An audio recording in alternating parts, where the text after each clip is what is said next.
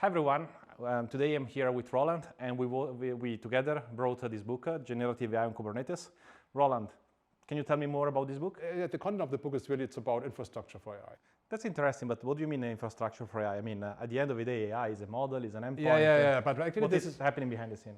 Yeah, the big thing is that it's not a usual kind of AI. The big thing is really that it's a huge models, the whole scale of everything that you have to run on Kubernetes. And this is really amazing and really has tremendously increased with generative AI. And actually this is really, the focus is on generative AI. So I really want to emphasize this, that it's really not the usual AI.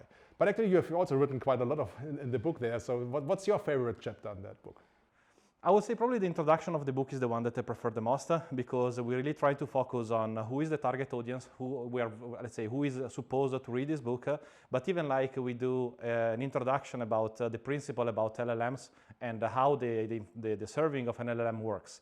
Those are like in general like baseline information that you need to know even if you just want to operate those models, because it gives you the information about what are the operational implications of serving these kind of models.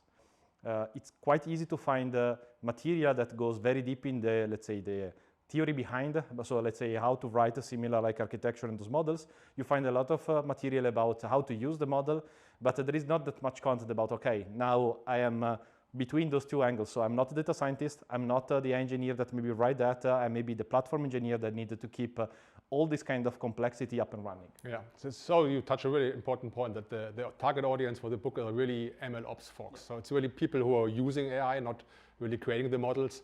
And I think that we really hit a very sweet spot. So actually, I think the Kubernetes parts were probably quite unknown, how you can really adopt existing Kubernetes patterns for the new kind of workloads, which generative AI definitely is.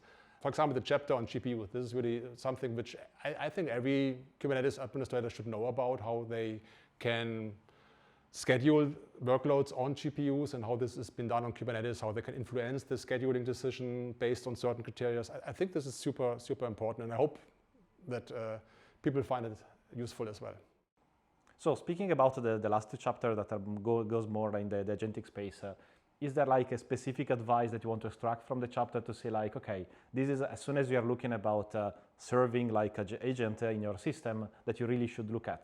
Yeah, I think the security parts are really the very strong and very important, especially if you want to run agentic workloads in the wild, in production.